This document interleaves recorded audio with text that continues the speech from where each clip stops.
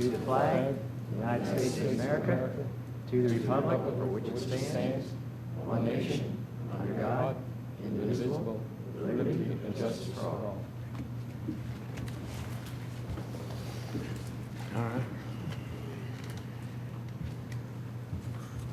right, we got a pretty packed agenda tonight, so we'll try and move through this as best we can. Why don't we start with the approval of the minutes from the June meeting? Any seconds? I'll second. All in favor? Aye. Aye. 6-0, passed. Whew. All right. Tammy, reports, please. Recreation report? The recreation report for June, of course, a lot of busy things happen in June. We launched Radnor Day Camp with 225 participants, so we're up about 30 participants from last year, so we're really excited about that. We also have 39 participants in the preschool camp, which is the younger kids camp, which is up about 9 from last year, so doing a little bit better there. We have 36 part-time seasonal staff that had joined us, and they had undergone the staff training that we have annually in preparation to get those folks ready to work with children and be ready for emergencies and things that may come up if they would come up. Hopefully they don't come up. We had very successful staff training that took place. It was a 2-day event, 1 day in this building and then 1 day out at the actual sites, getting ready for the preparation of all the campers on Monday, which was June 30th. We actually started a week in delay because of all the school closures, so for the time frame of getting within the building. So we're really proud of all of the staff. Everybody's been working hard. As you know, it's been really hot outside. And so being outside, working with the kids, working within the gyms and the school buildings has been a little rough on them, but they're doing great and they're hanging in there. We've been trying to give them little cold treats and things along the way, to keep them motivated, of course, throughout most of the summer. So everybody's doing a really good job. Overall, we have a very busy camp season that's up and running. Some of the highlights really is a new boys lacrosse program that we have with about 48 players that have joined us. So we want to thank Radnor Boys Lacrosse for assisting us with getting that program up and running. We had a mainline youth lacrosse camp that took place as well. We had 60 folks that took part in that. We're going to look to add an additional session later in July. And Harry Potter Camp, always backed by popular demand. We had about 55 campers register for that program. We have a new adult kickball and soccer league program taking part in partnership with the Philadelphia Sport and Social Clubs. We're utilizing Radnor Memorial Field and the turf field up there. We have approximately 130 adults that are enjoying that field and playing a variety of kickball and soccer related tournaments and games. So real excited about that. The PRPS discount ticket program also has really taken off this summer.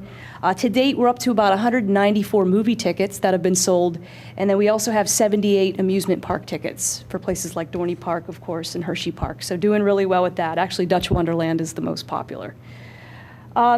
Busy event season for us as well. June and July, getting ready for a lot of great things that were going on. I just wanted to put up on the screen a little bit of a recap from a first-time event that we did, which is the Great American Backyard Campout. So Jim, if you could put that up in the screen, that'd be great.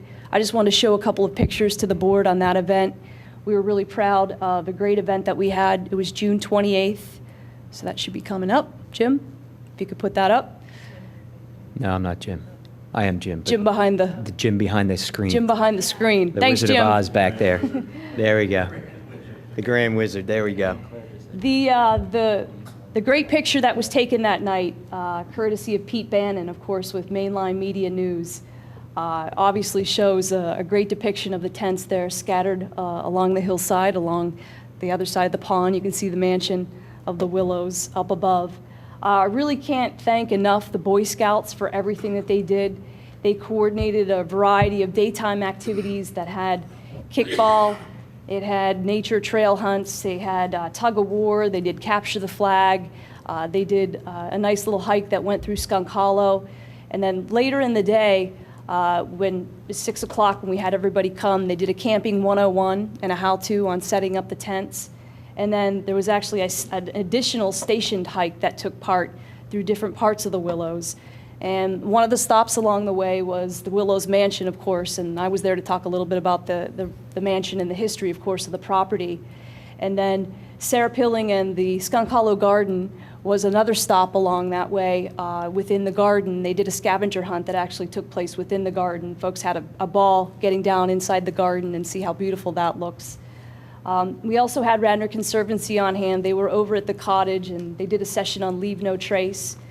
And then Scouts did another session on the pond experience and first aid. And then, of course, at our great fire pit that was made, compliments of our Public Works Department, and of course, firewood that was contributed from Horgan Tree Supply. They did an outstanding campfire, which you could see in one of those pictures over there. And the Scouts were great. They did outstanding with a lot of interesting skits for everybody who was gathered around, and they did lots of joke telling and things like that, and sang songs. And unfortunately, I stepped away for a couple of minutes, and I guess Commissioner Don Curley had actually played his ukulele, so I didn't get a chance to see it. But so I want to thank Clark Pyatt, especially with the Boy Scout Troop 284. He did an outstanding job. David Bryan, he's the district representative of the Boy Scouts. He lives here in the township, and they really did a great job of everything they coordinated that day. So if anybody had a chance to stop out and get to see it, it was really an outstanding first-time event. So we're very proud of it, and we want to thank all of those folks and, of course, our sponsors who had been part of it. Just some of the other upcoming events that we have, Radnor Summer Concert Series, which has been around for probably over 25 years now. We have a series of concerts that are going to be going on starting the week of July 21st. So July 23rd, we're going to actually be at the Veterans Park for a children's concert with Steve Pilara. And then, of course, we'll go to Clemacrone on July 30th with a band called the Sofa Kings, which is classic rock. And then, of course, we will be over at Beau Connor on August 13th with the Flaming Caucasians, another popular rock band. So if you get an opportunity, make sure you join us for those great events. They're always outstanding, and perhaps we'll get Commissioner Curley to perform again at the Beau Connor Park concert. So we'll look forward to that.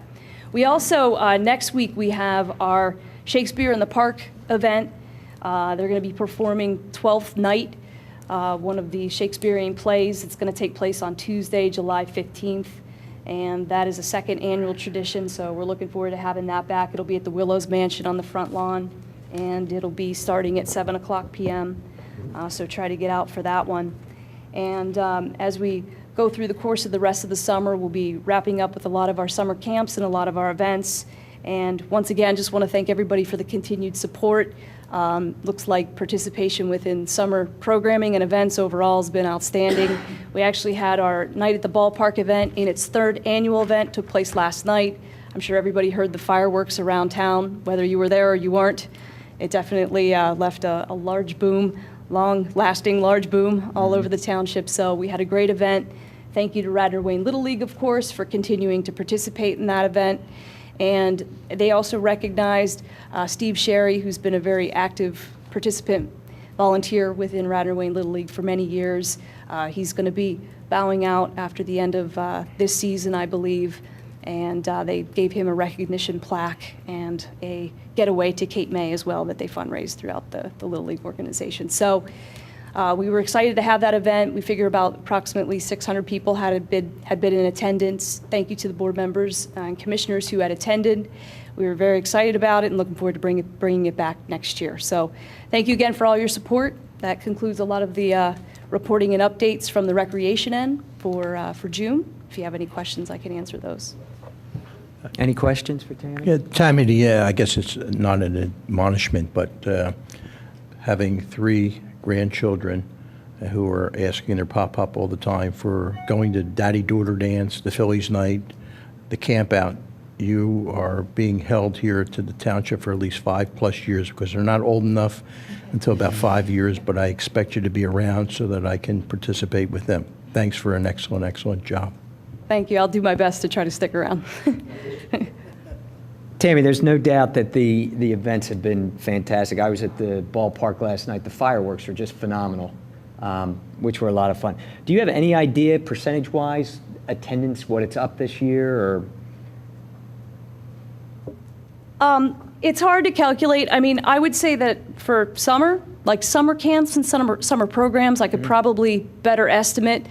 I mean, we had been running at a pretty quick pace since 2010, Right. where we've had probably as much as a 40%, 60% increase to a lot of our programming because the events just quadrupled. Right. So I would say that probably overall right now we're stable. Once we get through the summer and we were to add in all the participation amounts for summer camps and summer camp programs, we may be running somewhere around maybe 10 to 15% up. I can be back, of course, at the end of the year with a better update on that.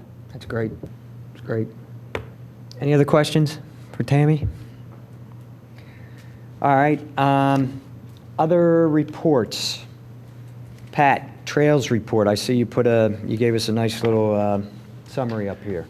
It's coming to, I guess you can say, conclusion. The draft of the Greenways and Open Space Network Plan has been posted. It was presented in a public meeting in July and June. There are forthcoming meetings for the Board of Commissioners the end of August and September, and again, one final meeting with the public. I've been asked to kind of spearhead some contacts with key people in the community. All of the members of the committee have been asked to do that. I've picked up a couple of the commissioners, and I'm giving you as a courtesy a copy, an executive summary of the talking points that we would ask for the key people in the community to share with us their reactions to the network plan. You have a copy of it there. I would encourage you, if you have some reactions, either, excuse me, face-to-face communication, email communication, or phone communication, I would encourage.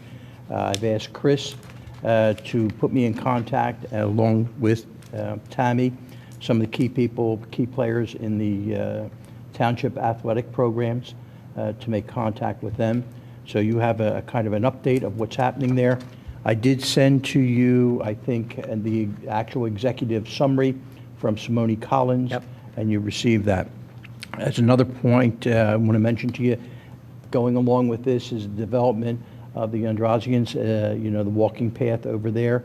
On Tuesday, I will be participating in a walking tour of that with the National Trust. I'll keep you informed. I think, Mary, are you part of that? I know Luke is. No, I'm Claire. I'm sorry, Claire. It's Mary and Luke and myself are representing the Parks and Rec Board on that, so I'll keep you updated on that as well. Great, thank you. Is the final meeting still scheduled for early September on that? Okay. Yes, okay. Luke, EAC? The only report I have is a follow-up on Sawmill Park. I think last month I conveyed that an EAC member had told me about a reported issue of fishing line in Sawmill Park in the creek there. And I guess it's more of a question for Steve as to whether that had been addressed or not and cleaned up. I know it was mentioned last time, so I just wanted to see if anything had been done there. I'm sorry, I apologize, I did not hear you. It's all right. Last time there was an issue raised with fishing line, stray fishing line in Sawmill Park. Just wanted to see if that had been addressed.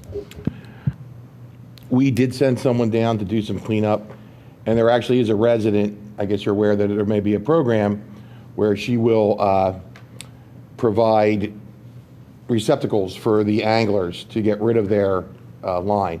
We also had a similar issue around the Willows Pond. A resident alerted us to that.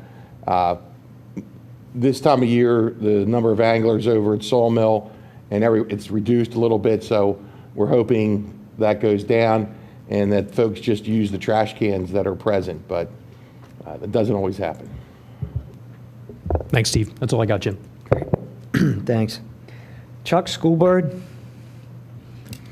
Well, the school board, various members of the school board attended the last meeting that the township held at the township garage about the North Wayne Park. And we're just waiting to get the feedback from the township manager and what we can do to move this forward. And it was a very interesting meeting. They had a lot of comments from a lot of different people. We had, I think it was 6 school board members that were there that were just listening to the different comments. We had no official input. It was a community-based meeting. It was very interesting, and we're just looking forward to working with Bob to move the program forward and to do the best what's in the interest of the community. So that's about all we have for you today. Okay, good. John, Rich, commissioners? I think you all have hit on the major points. I don't have anything additional to add. What about you, Rich? Okay, thank you. I am part of Shade Tree. The only thing that we're still looking into is the emerald ash borer and ways to combat that. So we're still in the process of trying to fix that, or at least come up with a plan to alleviate that problem if it ever does get here to Radnor. Parks report. Does anyone who is a steward of a park have a report for any of their parks? Veterans, the black fence behind it, there was definitely a part that's damaged. I saw it this past weekend, so something to From know. like a tree or something, or? I don't know. There was no branch on it or anything. It looked like, I don't know, somebody had kicked it or taken it off. I don't know. But it was the fence in the back. Definitely, there's a part of it that's down. So it looked like somebody may have tried to jump over it. I don't know. So something to note. Anyone else? I just have a question. Are any of the parks currently limited or closed because of the recent storms that we've had? I know I saw some tape out in front of the Radnor Trail yesterday. The trail was the only one that was severely affected. We had about 5 trees that went down that night, and we had a certified arborist on the trail, so aside from addressing what was down, he was instructed to address, there was a few hanging limbs and a few other trees that were leaning, so probably about 9 trees in total removed, and it should be open tomorrow morning. We had to pull them off to do a few other road openings, but it should be back in shape for tomorrow. Anyone else? I just have a comment. It was a very interesting comment from my father. I brought my father back from the hospital yesterday. And on our way back, we were looking at a lot of the tree damage, and he mentioned to me about planting trees too close to the roads. And we saw the tree coverage that actually the envelope goes over all the roads. And his question was, how proactively can we be as a municipality to look and see whether or not there are some potential savings if we can go after the trees that look as if they could cause some damage. And we're also talking about PE. We went down Conestoga Road and we looked at some trees that were very close to leaning on power wires, and if we wait until they fall in a storm, we're going to have power outages. Right. And I don't know who's responsible for that. I don't know how much leverage we have with PE, but if we become a little more proactive with the canopies that are going to cause these problems, it might save some of our residents some issues. So he mentioned that to me, not to bring forward, but just an insight for me to kind of take to other people who may have some ability to do something. So that's something maybe we could look at. Is that mostly PICO is responsible for that? Well, the township, aside from planting trees along with the Conservancy, Radnor Conservancy, who does most of the legwork, and Chanticleer, who funds it, we do plant trees in the township, and we do address trees within township road right-of-ways that are damaged. And most of the time that is actually brought to us by the resident whose property fronts that. PICO does have a vegetative management program, so at times you'll see Asplund working in a big long train going down streets, and they have a specific method for how they trim their trees. I think everybody's taxed with personnel and the ability and the funds to do it. I don't have PICO's schedule for their vegetation management, but we do talk with our municipal liaison, Ralph Brown, and I could ask him about that. Okay. Mr. Chairman, if I may. Sure. I think Steve's very kind in his words, and I think PICO is one that we need to have an understanding with, because I'm sure that if you've driven around, you've seen the one limb that comes out of a tree and goes up, which hangs over wires, and then the rest of the tree is gone. Right. I mean, I think we need to make a determination there, but I think the biggest problem we're having is with PennDOT, because there are a lot of trees that PennDOT needs to take care of. During the storm, they didn't even return phone calls. They're actually not returning phone calls. They didn't even answer the phone. during the storm, which means it all falls upon Radnor Township to be able to respond to these. I think this is one that it's possible maybe we bring PennDOT in front of the Board of Commissioners or this board to get an understanding of where their role is, because I think what they've done is pass down an unfunded mandate to the townships throughout at least Delaware County and probably throughout the state to where they don't respond. And there are trees left from 3 years ago that are still on the side of the road that they have not removed, and they are non-responsive in a lot of these storms. So I think when we look at a lot of the tree trimming that needs to be done, those, I believe, between the utility and PennDOT should be taking care of those. However, for us to address these, the township's going to have to fund these. So I think there is a bigger issue, and especially when PennDOT doesn't even answer phone calls during the other night's storm to either police, Delaware County, or Public Works. That's a problem. And when you have trees down blocking roads, we end up funding a lot of these with our tree contractor to be able to come out to help open roads up. So I think I think a lot of the responsibility, I think, needs to fall upon PennDOT in those state routes that, again, I think, Chuck, what you're referring to, a lot of those fall within PennDOT, and we get nothing.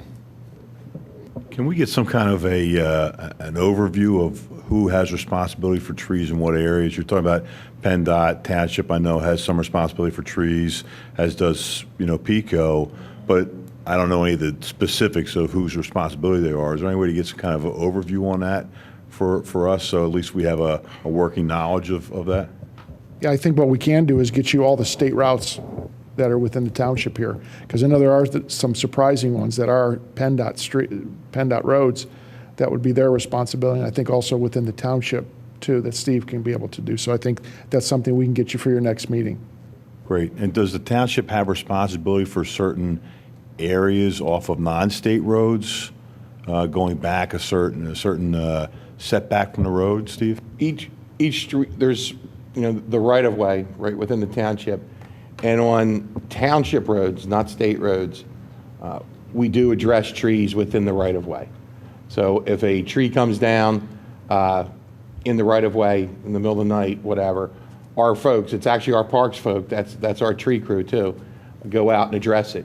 So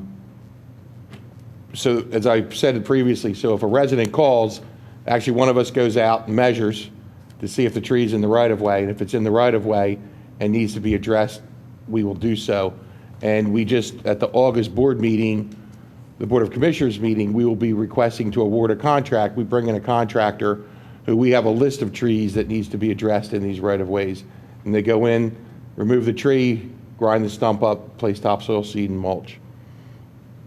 Can you define right-of-way for me? I could give you the subdivision land development right-of-way, but the right-of-way is of varying widths throughout the township. It could be 30 feet, 33, 40. So if you pictured that you live on a 28-foot wide road, from the center line, go 20 feet either side if you were in a 40-foot right-of-way. And really, in layman's terms, that 40-foot right-of-way is the area that the township could do a public works project like sanitary sewer, storm sewer, sidewalks, or we could give permission to a utility to install gas, electric, or water. It's that part of the property. So, and there's about 6 different widths of right-of-way in the township, because we're an old township and it does change. On average, though, it's about 10 feet into your yard, pretty much? Newer developments, 70s, 80s, it's usually about a 50-foot right-of-way. So from the center of the street, you measure 25. Some are 33, so that means from the center of the road, you measure 16 and a half feet. We like the small ones. No, I'm just kidding. Thank you. Steve, any report from you? Anything from Public Works? Just very briefly, so the men have been doing a great job on this standard park maintenance. Our boys were also in Tuesday night, just about all night, opening up streets and clearing streets from trees. As you saw, the playground's under construction out front. We're working on revamping our request for the 5-year plan, which we'll do in concert with Rec and this board for parks and trails. We assist Recreation, enjoy doing it whenever we can on any of their events. They're great events. Over the next few weeks, You'll see a roving trail crew on the Radnor Trail. They'll be basically closing off about 800 feet and doing some maintenance, tree trimming, overhanging, weeding, and they'll just keep moving that up, keeping that closed as they work along. So I hate to say a roving pothole crew, but it's like a roving crew. The only reason I'll mention the Willows Cottage, we had several issues with water and sewer lines, and that does affect rec at times. So, but they have been repaired, thank goodness. Over at Beau Connor Field, which was what was a very small wet spot last year, has grown exponentially, and it's very hard for us to cut it. So when Tammy tells us we have a certain window that we don't affect her programs, we're going to go in and try to address that. But that would be the abridged version. Try to address that by cutting it or trying to dry it up somehow? Yes, this is the latter. Okay. All right. How would you dry it up? What's the? Big fans. There are actually some under-drained pipes we found there, and that was thanks to Commissioner Nagel. He told us about, but they don't seem to be effective. We tried to clean them. So we will probably do something similar, just in a modern fashion. All right, that's it for reports. Any comments, questions from anyone? All right, Tammy, should we start with new business 2015 Township budget recommendations? Sounds like a good place to start, especially in segue after some of the discussion we just had about the parks. Just in light of the park steward assignments that you guys had undertaken in February, I believe, which I commend this board for doing that. I think that's a great strategy, and I think it's something that really ties in perfectly with our preparedness right now in moving forward towards constructing some type of a capital plan relative to the park and recreation areas, which then, of course, ultimately becomes part of the larger plan on behalf of the comprehensive budget for the township in terms of its capital 5-year plan. What I'd like to do is have this board, whether it be representative of the direct parks that you steward or township park system-wide, we'd like to see some idea and outline as a board collectively of some of the infrastructure recommendations and improvements that you see that you would like to report back to us, preferably by August. If we could get a list of what those are, that way we can start to work together in a concerted effort to try and put together a very comprehensive park improvement plan. We know there's a lot of things that sit out there. We mentioned a couple of items briefly, I know, on some of the fencing things that we see as we go around, and look to this board for some of that information. That way we can work together to construct that plan on what that would look like from a capital perspective. We know we've got a lot of items out there, a lot of perspectives. There's, of course, the range of infrastructure improvements that are needed. We know we have some fence work that's needed. There's footers on backstops in certain places that are out of the ground, could be potentially dangerous. We know that some of the areas where we have comfort stations, we may need repairs. We know we have parks that we need comfort stations where we don't currently have them. We're kind of looking for anything and all. That way we can start to construct that type of a plan together and work to have something that then we can push along to recommend to the commissioners. Okay, yeah. Tammy and I and Andy actually have had conversations about this, and we're at a kind of unique place, and I think a good place. We have the opportunity to choose what we want to do for the next 5 years. We may not get it approved, obviously, but our thoughts were that the Parks and Rec Board goes out to the parks that they're stewards of, come up with ideas of how they want to improve it, not only their own parks, but any improvements to the recreation portion of the township. And we want to compile a list from the Parks Board. Steve and his crew and team is going to have their own list of maintenance items or improvement items. And our thoughts were, we don't have a meeting in August, but everyone email in your ideas to someone who, if someone would like to volunteer to just compile them, we'll get them to Tammy. Tammy will take a look at them, and the township staff can go through and come up with figures of what it's going to cost to do that.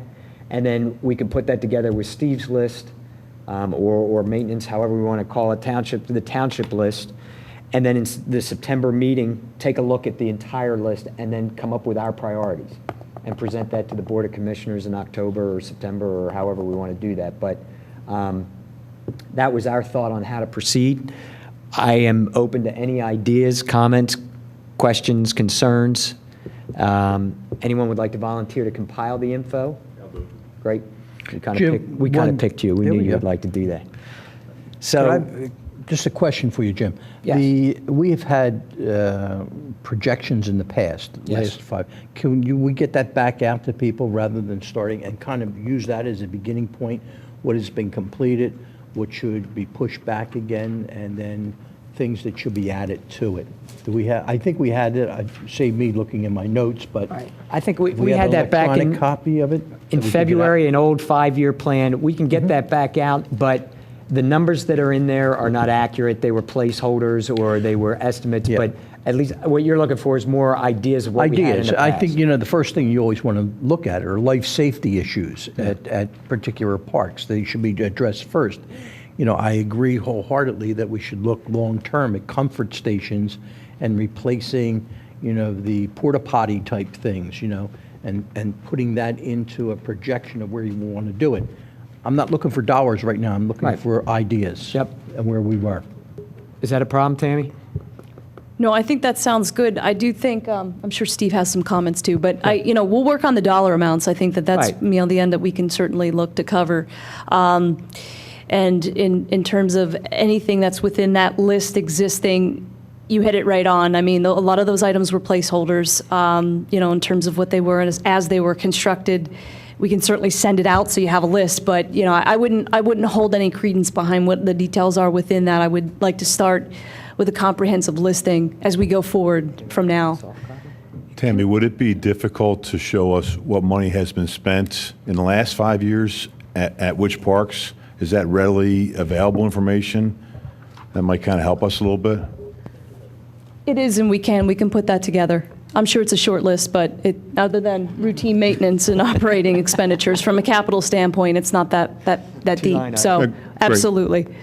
I'm curious if we can, this is the paper, correct? Right. So I'm curious if we can dovetail the dollar amounts, and even if they're placeholders, with what sort of our wish list is, if you will. I mean, seems like we have a list of things that need to be done and money that needs to be spent. Is there a way to?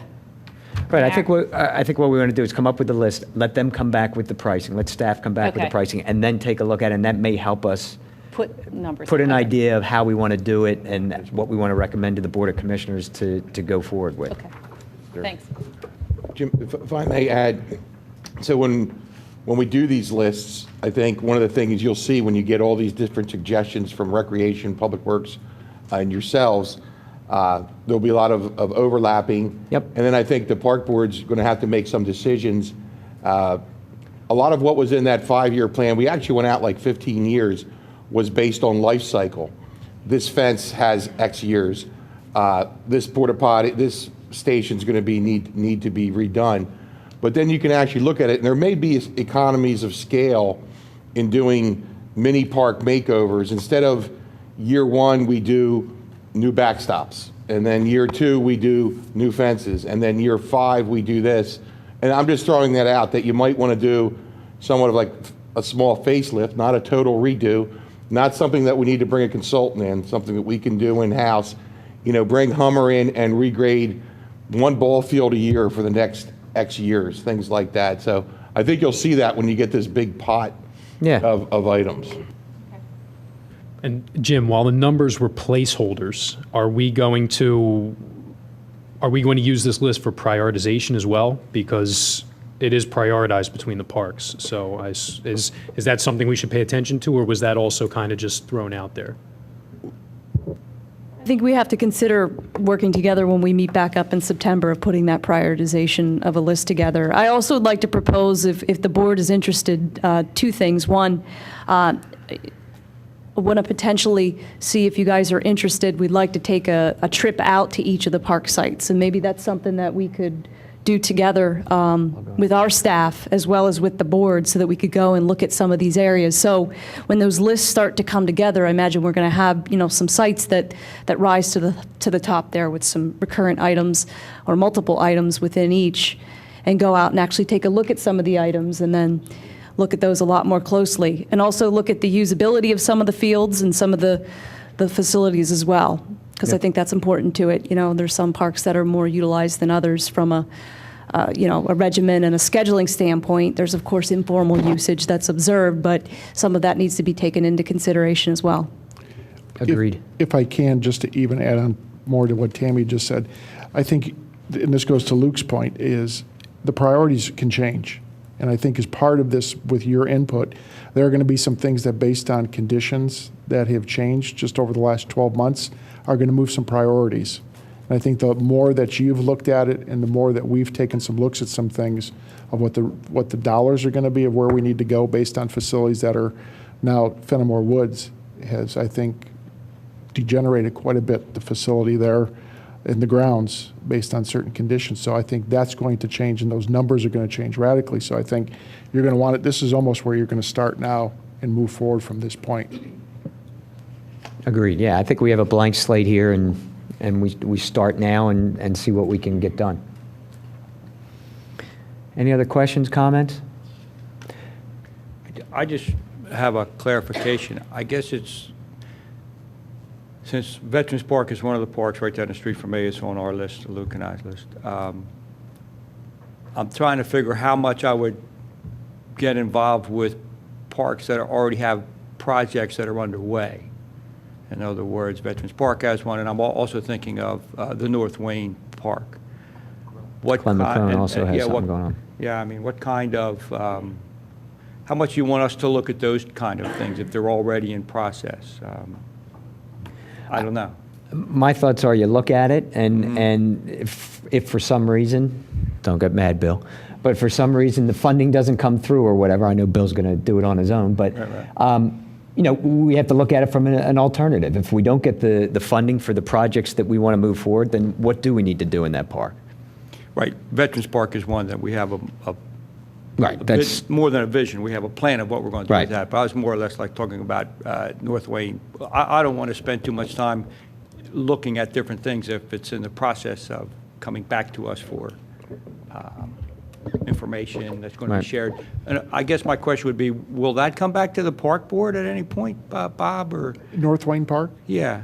I think from where we're at with North Wayne Park, it's interesting based on that meeting and the conversation afterwards, because you had one version that was introduced that showed the playground being relocated. There were issues that, and I'll let Tammy talk to the condition of the playground equipment that's there now. Originally, some residents wanted that kept the way it is, but after that meeting, had said, well, can we go back and revisit that new plan? I think what we're looking at working on is incorporating a lot of those comments into moving the basin a little bit more towards the parking lot and trying to put some underground to retain as much of the park space as possible. So I think once we get from Sugar and Valley, a new design, I think that would be something that you would want to be a part of in that element. Tammy, if you want to just talk about the playground equipment there. Yeah, as part of one of the versions of that plan for North Wayne was to actually locate the playground that's existing to another area farther back inside the park that would be a little beyond what would be right field. And of course, there was a fencing that was being proposed there for that ball field, as well as a walkway throughout the park that essentially would get you to the new playground area. The playground area, as part of that plan, was expanded to be able to take into consideration a lot of the fall zone requirements and things that didn't exist when the existing playground was built in what I believe was 1999. And I think what we learned in going through the process with that project, and with that just looking at a new design, was that the existing playground, we actually will have some difficulty if we have to look for repair parts, replacement pieces within that. So it'd be difficult. So it makes sense to, at least in our recommendation, to change whether the location is at the back of the park or at the existing place or somewhere else as part of that, of whatever that plan ends up becoming, to replace that playground, so that we're in some type of a compliance and making sure that we have, up-to-date equipment, that we know that the public works guys won't struggle to get, replacement parts and having to put different things on there that don't necessarily belong as part of the original construction. So that's, as part of this, as we go through that, playgrounds across the township is a consideration that we have to make, and taking a look at the ones that we have now and when were they installed, and then, of course, orchestrate a plan that would go out years to be able to make those replacements so that they're timely, so that we have that, as we move forward. So it's definitely important for us to look at. And from what we heard from the residents over there, I think it's that the playground is heavily utilized. Even though it's difficult to see it from the roadways because it is tucked within inside the park, it does get a lot of usage from the neighbors, so they'll be given important consideration.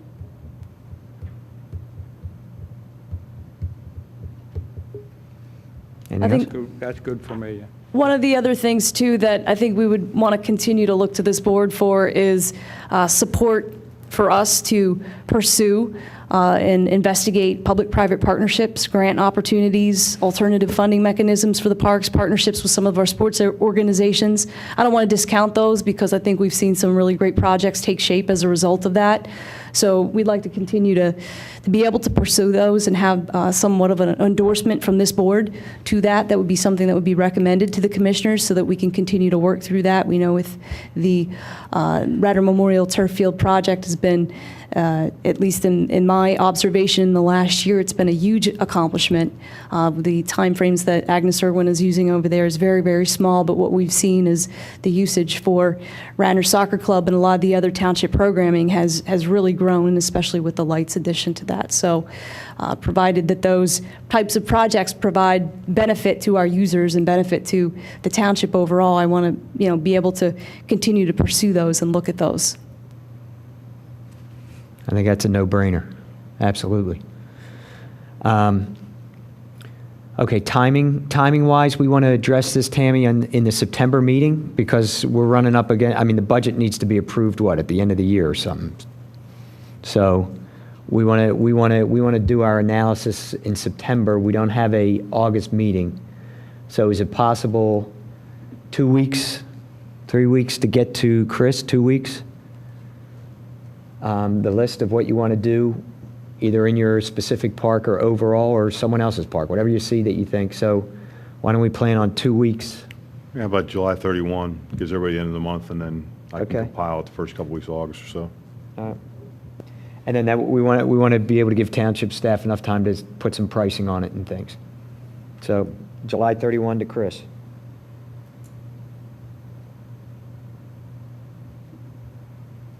For September, we'll probably talk about this a little bit later when we get into our cell tower discussion, but we'd also like to ask the board to consider moving the, what would be our September meeting, which is it's scheduled for September 11th. If we could move that meeting to September 18th, 1 week later, just in observance, of course, of September 11th and knowing that there's some ceremonies and activities going on throughout the town, and it would actually give us another week to go through that process.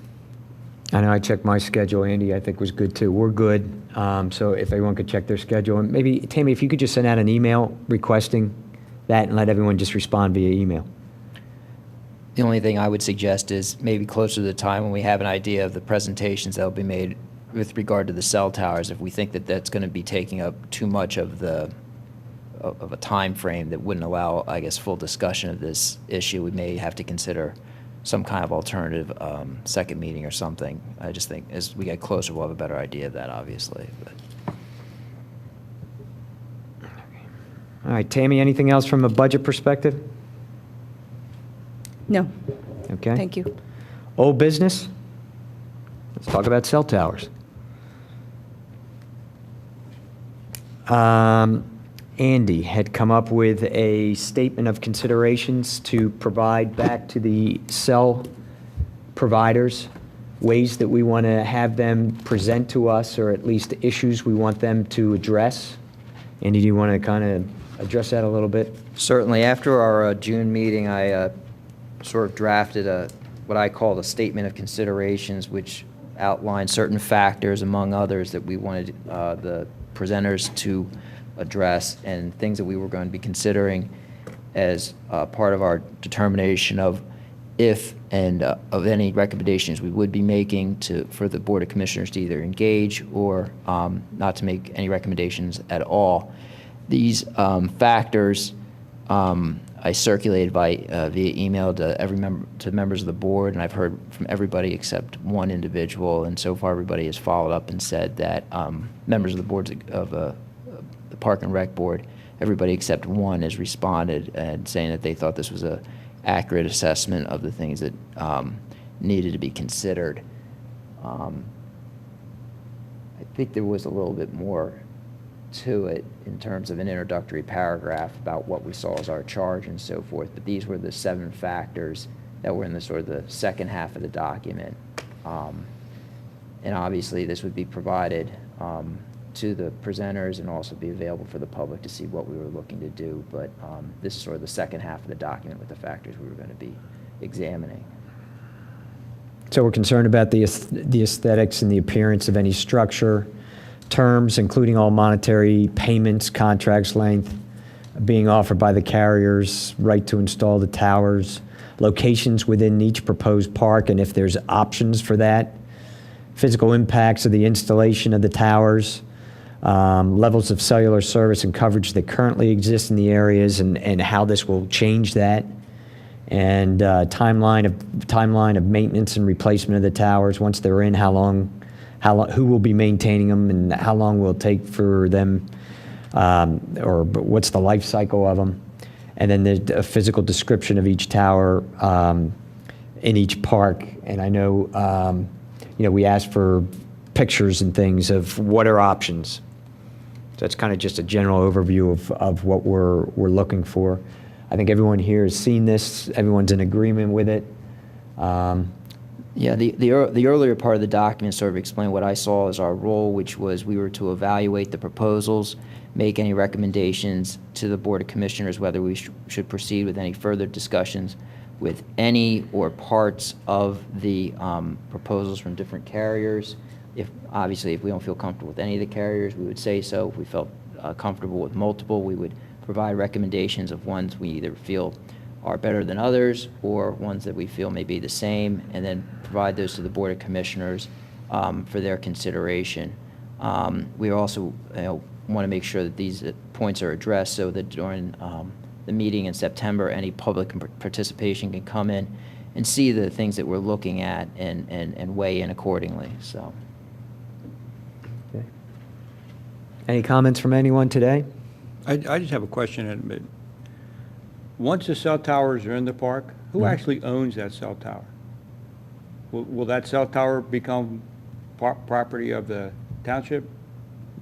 No, that's No, that's the property of So that's theirs. the carrier, right? There's a lease agreement that's done for that portion of the property, the real estate that it sits on. But the actual, that's theirs. That's correct. I was thinking later we could rent it to somebody else maybe. You guys are out.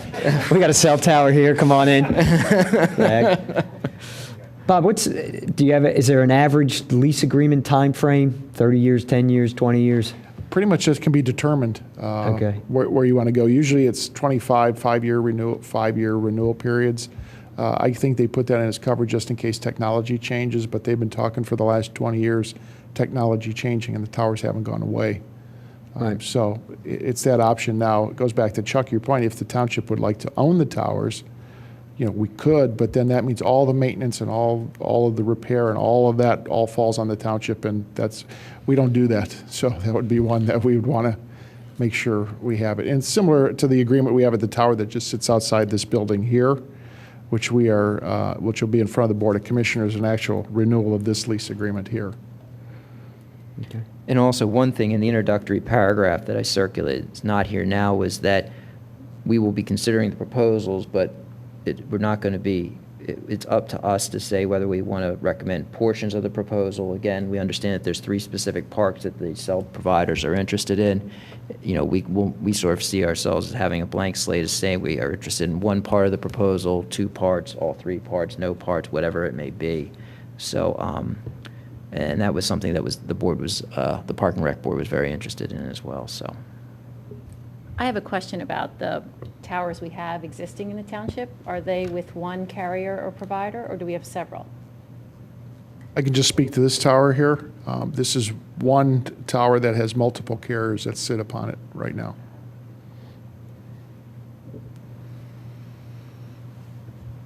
All right, Tammy, do we need to make a motion to adopt these things, or are we good? You have the list of them, or?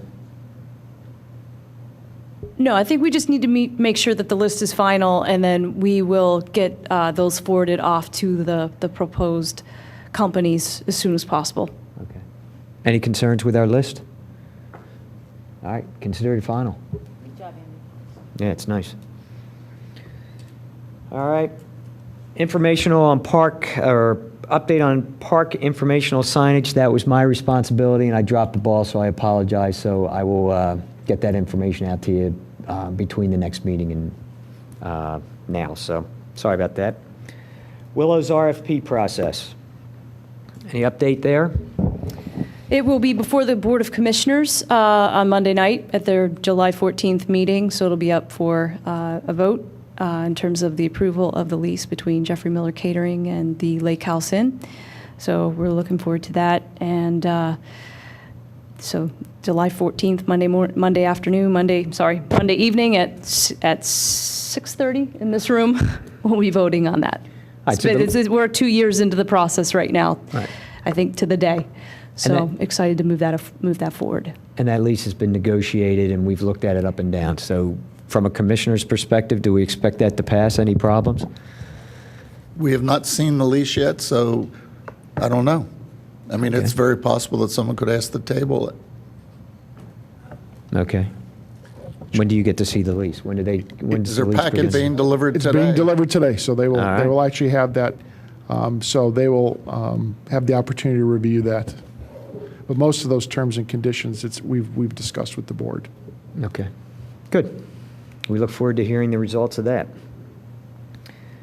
Any comments? Okay, if anyone didn't happen to see it, Enke Park Playground Replacement Project. Tammy, you want to give an update on that? In case you missed it on the way in? Well, we're excited about it, of course, and anxiously awaiting it. That we anticipate by the end of July that it'll be completed. I know most of the larger parts of the structure, which is a castle-like theme with griffins, of course, very symbolic with the township seal.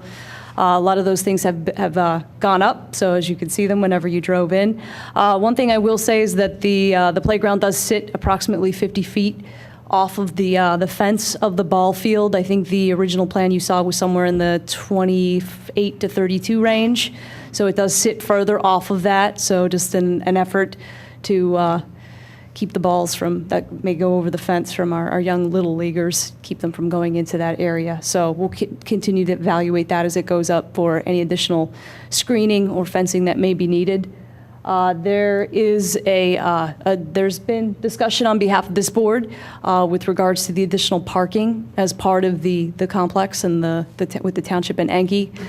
So I know that there was a request last month to take a look at what that plan was. I think we have a preliminary design that I actually wanted to bring up to show you that I'd received today. Steve may be able to talk a little further about some of the engineering points within the plan. One of the parts of the plan that is most notable, of course, is that what you'll see off to the far right on here towards the back is additional parking, approximately 62 spaces that have been added. I could be off there, but somewhere right within 60 to 62 spaces have actually been added in what is the existing location of the skate park. And then you'll see over towards the left where you see some of the trees that are X'd out. The skate park actually would be relocated as part of that plan into a slight reduction to the area of what was existing within there to be able to accommodate for that additional parking. That, of course, is a primary service to this building for the many meetings and activities that take place. And then, of course, as we know, is auxiliary, of course, to the usage that goes on at Enke Park. Okay. So Tammy, in this plan, the skate park is on the township building side of the creek. It's right across from basically the entrance to the police department. Okay. So that grassy area there. And really, the shape of it was determined by how much room we had. So before it was more square, now it's somewhat of a linear skate park, if you will. And the old skate park area, you can see, has been expanded upon. brought up to our modern standards as far as parking islands in that one area. And actually, we'll probably have to drop a couple other islands in on the rows in the back. There's more parallel parking as it goes up. You can see towards the stop sign, and then across the way, those shaded gray areas. So the engineer was charged with maximizing parking in those areas using the existing parking lot and the skate park. And then basically the remainder is what's proposed for the new skate park. It's about I forget exactly, I'll say a 25% reduction in square foot area from what the current skate park is to what is shown on that plan.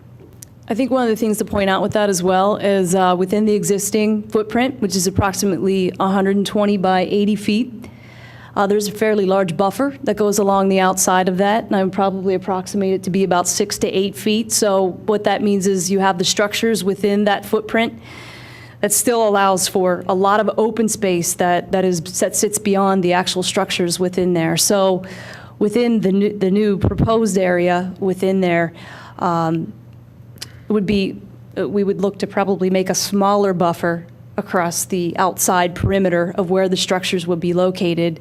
And the desire within there is to be able to take many of those existing structures that we have that sit out there that we installed back in, I believe, 2004, and be able to relocate those over there.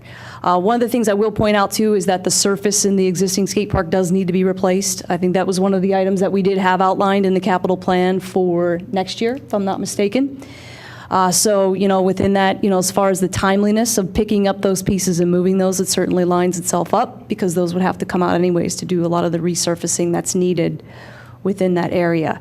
And the plan would be to replicate exactly what that surface is comprised of. I think it's a green color that came from a company called Sportsline. So we know that from some of the feedback that we've heard from the skaters is that it's a preferred surface. They really like it. It's one of the appealing parts about the park, so we would want to replicate that over within the new area.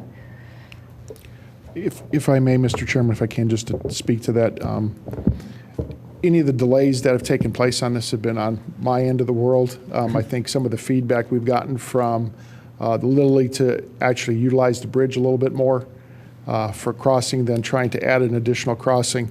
But also, too, is to give Tammy all the credit because, in my opinion, I was looking at just eliminating the skate park.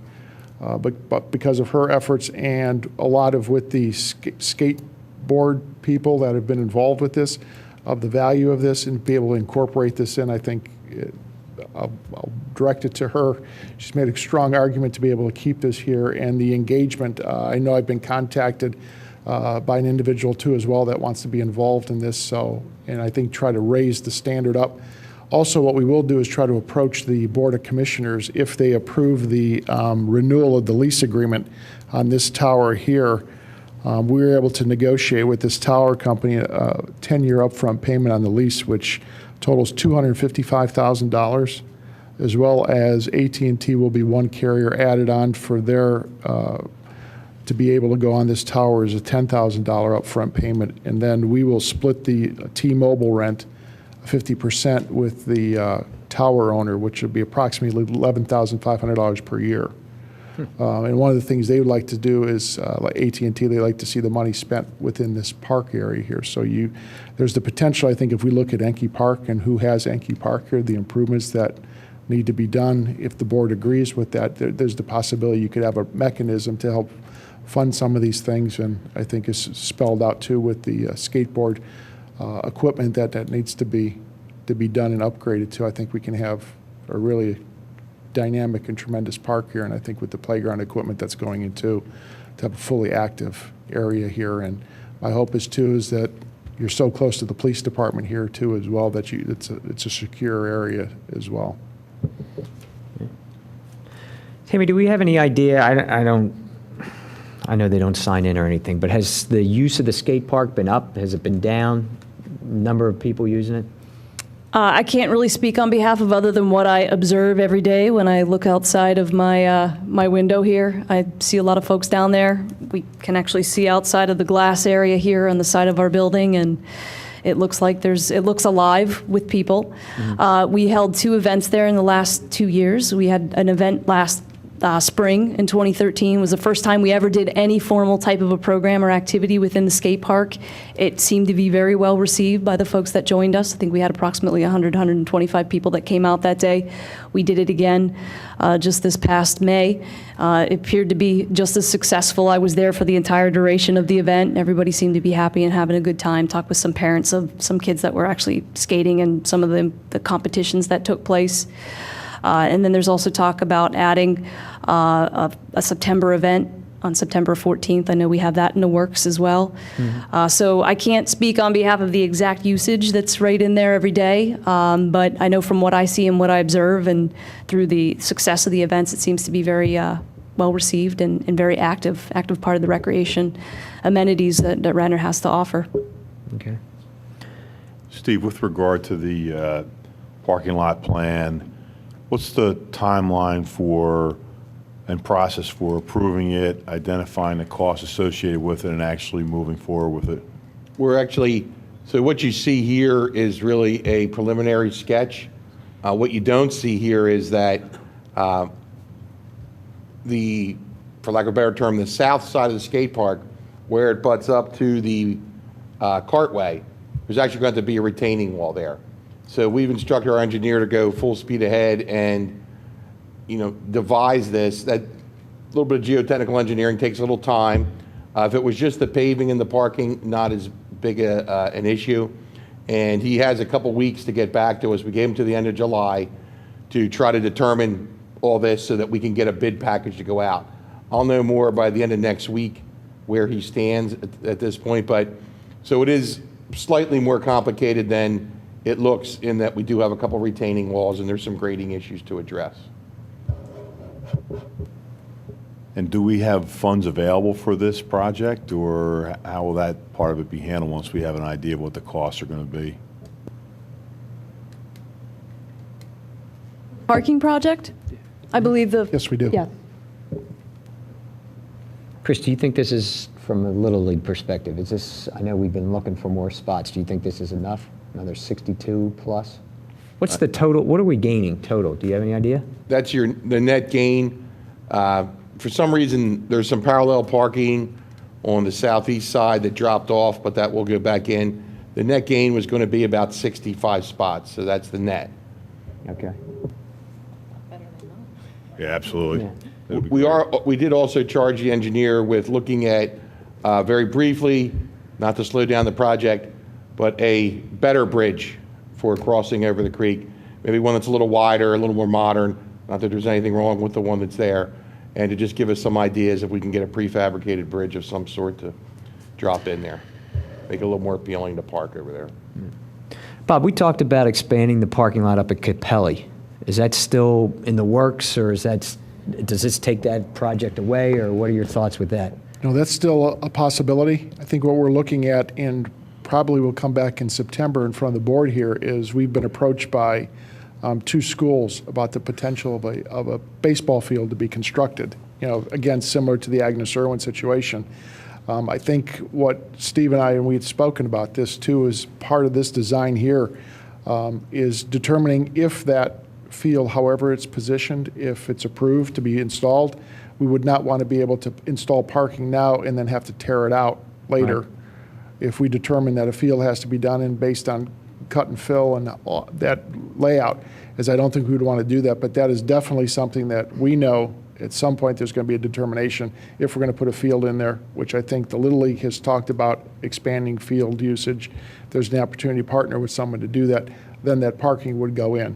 Okay. So that's definitely on the radar, and I think sometime between now and, correct me if I'm wrong, by the end of the year, we should have a determination if we think we've got a partner to be able to do that, and then what that parking would look like. And then there would also be a connector that would take that down to the lower area to traverse the grade element, as well as I think even in the bigger master plan, a possible restroom building and that would be installed. So I think as part of that plan, which I think the Little League has a plan of what it would look like, just to add the addition. But that parking is definitely still there.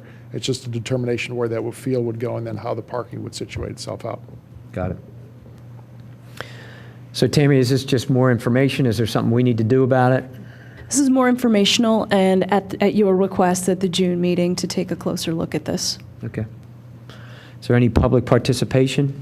Can I just jump in with one Oh, yeah, additional? I'm sorry. I was sitting here listening to all the different names of the parks, and for many of the people who have moved in here, they may not be aware of who the people were that these parks were named after.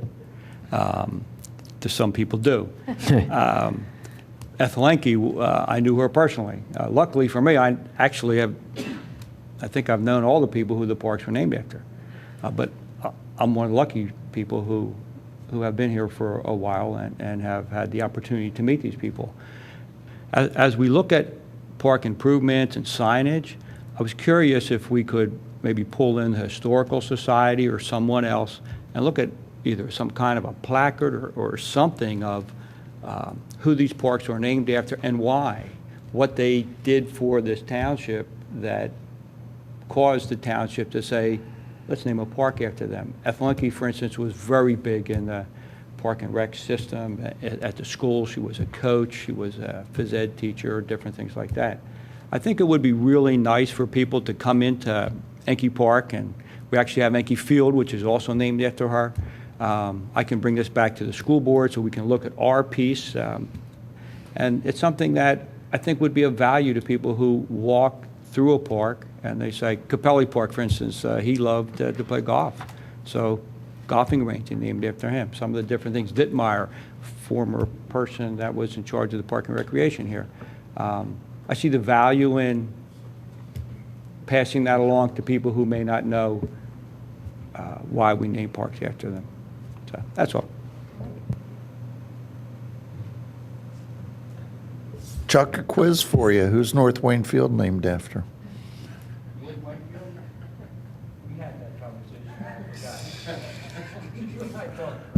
Yeah. Egbert? Egbert, somebody that was... Seneca Egbert. Seneca Egbert. Seneca Egbert. Him I didn't know. At the very least, Tammy, is it on the website?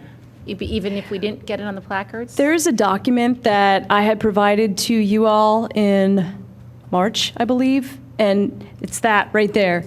And we tried to, that is on the website, and what we tried to do is through that document paint the best historical picture that we could. And the development of that did include members of the Historical Society and their input.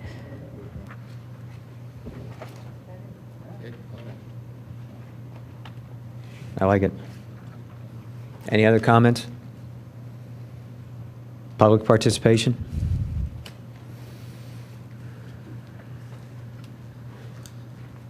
Hi, my name is Brett Turek.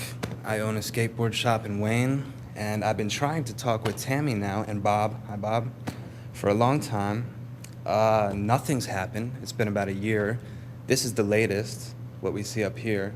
And I want to say first off that I'm completely uncomfortable speaking on TV and in front of everybody. It's not my normal place to speak, but unfortunately Tammy has not wanted to have any discussion with me about anything, and I would not want to waste any of your time with this, but look what's happening.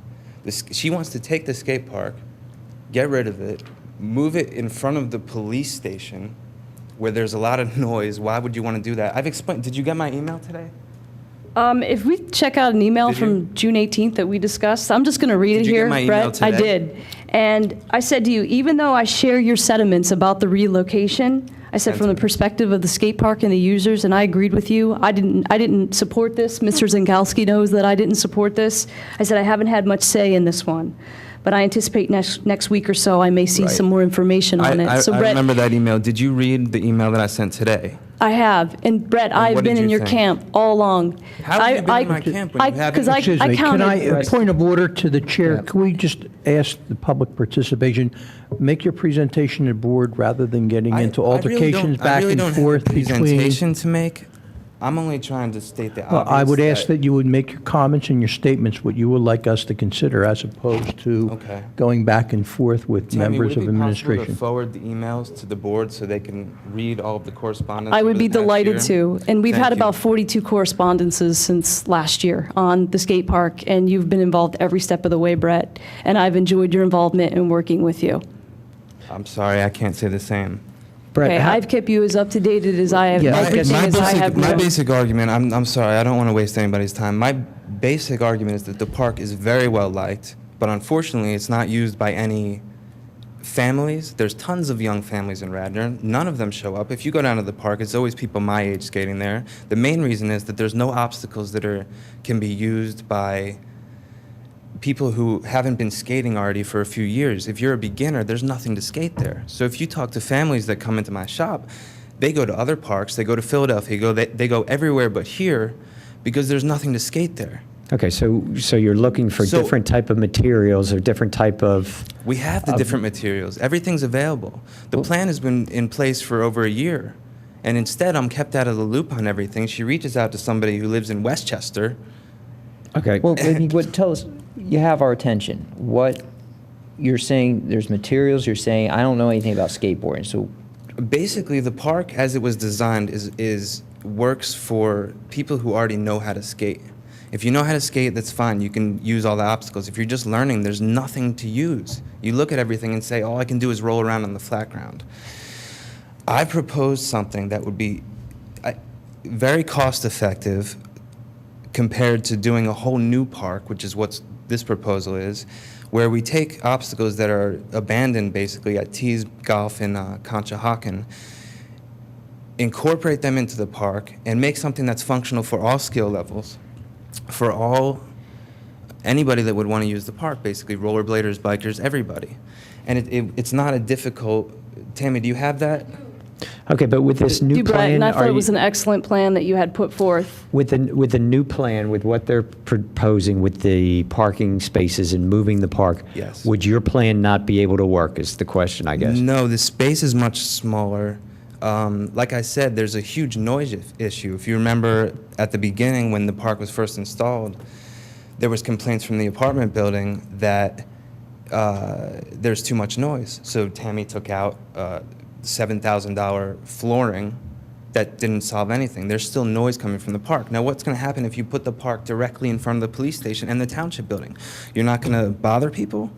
Well, you're moving away from the apartment, so you're a little further away from there. But now, okay, now you're in front of the township building. You're concerned about the noise. I understand that. So you're concerned about the size? Also the size, also the money. I mean, also the time frame. I mean, she's promising a park, but when's that? Well, let me ask you this. So with your proposal, you're saying that it brings in these called introductory level... Well, all different skill level. Okay, but that you're still saying on your proposal it would actually have a smaller net, I guess, size than it currently has. No, in fact, it would have utilized the same size. In fact, she had mentioned earlier that we can expand onto where the grass is right now. We could put a whole row of ramps along that grass area and keep the same space. This park is very well loved, but it's completely underutilized, mainly because of the reasons I'm saying, which I've never heard any sort of discussion. Tammy, please forward the email that I sent you today. It covers everything.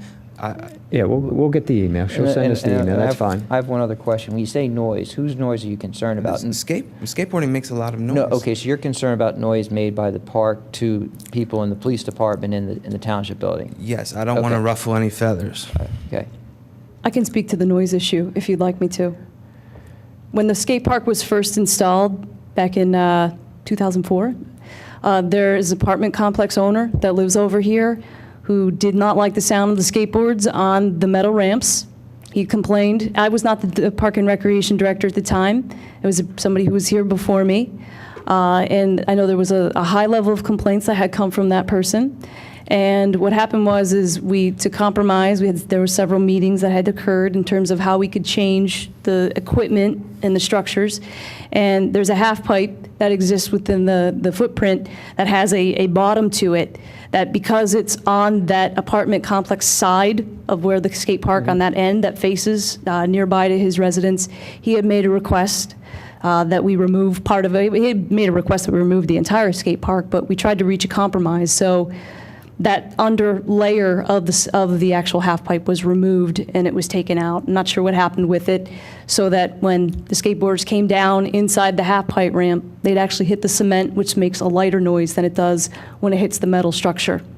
Are we having noise issues now? We are not. I have not been aware of any noise issues to date. I think been visited by Mr. Civitella, the owner of the apartment complex, a number of times, but only on community development issues. I don't think there's ever been a discussion on sound. I've never had any input towards any ill sound that's been happening within the skate park. All right, Brett, your concern is if we move it, now we're going to bother the people in the police department Well, in this that's- building, and that could be an issue. That's one concern. My main concern is why are we losing the park at all? It's a beautiful park. It has so much potential to it. I've detailed the ways that we can update this park and make it usable for everybody, but I haven't heard anything in response ever, which is why I'm here today. I don't want to be here today. I would Okay. just like to update the skate park and make it as great as possible. It would benefit me because I have a shop, I'm not going to lie. It would benefit the township because how would it not benefit the township by making a better park? Families don't use the park. The attendance, I can tell you because I'm always there, is down because nobody comes to the park unless you already know how to skate. Right. The updates that can be made from the tees golf equipment, for example, if you look at this, you see that quarter pipe on the side, that can all be pushed into the white space there where the grass is. You could have a whole row of quarter pipes there for a fraction of the cost of what you would get if you went through Skatewave directly. All this equipment is Skatewave anyway at Tees Golf. So what I suggested, I haven't heard any reply, is have Skatewave install it, make sure that it's up to par and everything. They can cover it on warranty, and it's all Skatewave equipment anyway. So everything would fit in. This is just a preliminary idea before I ever found out about the Tees Golf equipment. So, I mean, the cost, all I hear in the meeting is funding this and budget that and everything. Obviously, money is a huge concern. How does taking a functional skate park and moving it a few hundred yards away solve any problem? You have issues with the parking. Okay, is that Little League season? And then past Little League season, I don't notice anything. That's maybe just during the evening. Maybe during the day it's swamped, but I don't. The issue with the parking is not only Little League, but it's also this building as well. So Okay. that's what we're trying to And solve would that for. space not work? The space proposed for the new skate park? The I know net- it wouldn't be 65 spots. The but net it would gain be in something. spots was It's less. considerably less. So we went to maximize. That's how that came about. Even at Let's see. 65 spots, we don't. I mean, go into oftentimes I can tell you I compliance. show up at the park and there's tons of empty spaces. During Little League, there's like this overflow of traffic, and I understand that needs to be addressed, but let's not take away the skate park. Besides, how long before a new skate park is going to show up? I mean, you're talking about funding, and we need to get the money for this. I mean, Tammy tells me the skate park is at the absolute bottom of the list on Parks and Recreation. How long before we wait for a new one to be installed? And how much is it going to cost? She's shaking her head. I don't know. Respectfully, I never said that. That's not what did you never true. say? Because you're saying I'm not telling the truth I never now. said that the skate park was ever on the bottom of the list. You absolutely did. The one time we met in your office a year ago, you said, I have to tell you the skate park, anything to do with the skate park is at the bottom of What the I list. told you All right. is that the skate park, in terms of its position where it ends up on the site, is not going to win to the parking that's needed for this building. I'm talking about something you told me a year ago. Okay, it doesn't really matter at this point. Here's the thing. We're sitting here and we're looking at this proposal with the addition of parking spaces. We have to balance different needs, and that's part of the considerations. I understand. We appreciate your public participation today to raise certain issues so that we can use that as part of our considerations. Right. Thank you. Any other comments? Okay. Veterans Park. Tammy? What I would like to do is show another image on the update to the Veterans Park Plan. There was a meeting that was held with the residents. We discussed this at our last meeting. Had occurred on April 30th. It was a discussion to talk about, give me just 1 second here.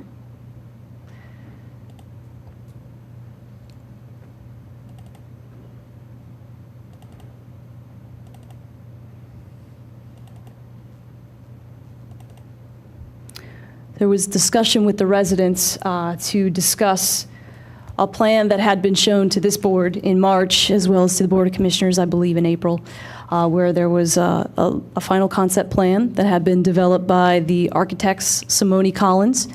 And then there was a meeting that was held with the residents within this building. Chuck Madden, I believe you had attended within that meeting, as well as a number of other residents who had came out to take a look at the plan in response to some of the feedback that we had received, that some of the residents weren't sure or weren't notified that the plan had been under a development to celebrate and honor the veterans within the space.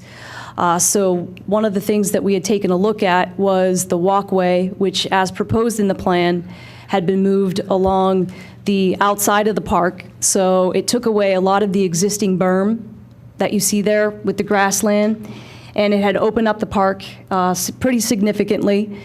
And there were walkways that not only went to the outside, so it took anybody who would walk by the park, gave them the opportunity to walk right along Lancaster Avenue. It also brought them inside the park, and it opened up a gateway into the park that you would see from Lancaster Avenue that was pretty wide. And in response to that, what the residents had voiced was to go back and take a look at how we could keep the existing berm. They felt very strongly about having that in place, as well as be able to provide the visibility, of course, from the outside of the fence, of where the existing berm is located, so that there is some identification to the park, which currently doesn't exist. If you were standing on Lancaster Avenue looking in, there's not a large gateway that opens up inside of the park. They thought that there should be one. There should be something that at least shows the visibility and gives a landmark to the park. So what the revision shows is an outward-facing V versus the U that had been there. There was an open U that faced in. So you see the outward V there that would entail signage on both sides so that you could see the visibility to be able to illustrate that it's the Veterans Park. And right in within there is actually, in the centerpiece there would be the location of the obelisk that we had talked about as being a marker to demonstrate and celebrate the veterans that would be placed within there. And then, of course, the set of the flags, the commemorative flags that would be shown. Then within there, you have a three-step down gateway into the center area, right in here, that would go into a small amphitheater that really is no change to what the previous plan that you had seen had entailed. And a 3-foot wall, 3-foot step wall along the back to where you would have some space, like we had discussed in terms of having school groups, activities, things like that, to where those could be celebrated within inside the park. So the playground area, as you see, everything stays within the same footprint as it had been described in that prior plan. So really a lot of the changes are really into the entry to the front of the park, addressing the residents' input to where they wanted to keep the existing berm, keep the containment of the park, but still be able to allow for a space to where there's interpretive education to celebrate the veterans. So this is what these changes look like with the conceptual plan that Simone Collins had revised. There's an elevation view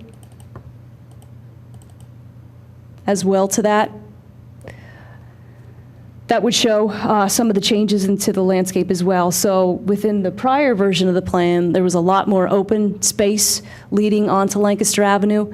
A lot of the feedback that we heard from the residents is that, there's obviously a busy roadway and not wanting to create opportunity where children that may be inside the park utilizing the playground or utilizing the amphitheater space, to provide a contained atmosphere to where there wouldn't be a possibility for those folks to wander off outside the park.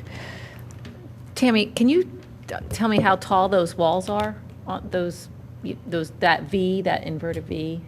Can you tell from? You know what? I received this plan today, so I haven't had the opportunity to step through it in detail with Simone Collins. Unfortunately, I can't tell from that what the height would actually be. Okay. Is it taller than a knee wall, or is it, does anyone have any idea? No. I think it will be large enough to be able to carry Veterans Park on there, as well as a potential sponsor below it. So it will be of some size. So my guess is anywhere between 3 and 4 feet. That's just going to be my initial guess at that. And part of this plan is that it is a concept. So until we move forward into the design, construction, development phase to where more comprehensive plans will be put together.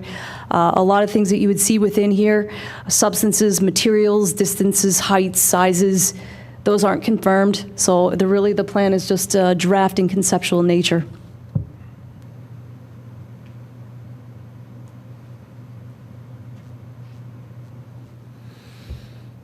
So the purpose is to provide that update on what that plan looks like to the board here today. Our next step would be to sit down with Simone Collins and take a closer look at some of the details and what they entail, and then arrange for another meeting with the residents who live close to the park. And why do we need another meeting with the residents? If this is what the results of what that last meeting was? They requested it. The residents haven't seen this? Residents have not seen this. I received this today. Okay. Yeah, I mean, what are we talking about for timeline? Probably within the next month. My preference would be to meet with them as soon as possible. Okay, and the revisions to all these plans, does that fall within what we've paid Simone Collins so far, or are we paying extra every time we come up with one of these plans? The revisions to date have been an additional cost as to the plan development. So where are we now from a cost perspective for just plans? We're around $11,000.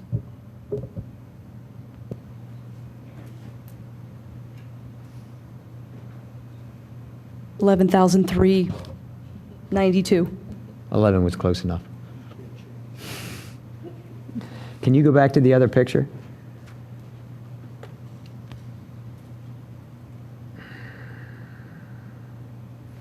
Any comments from the board?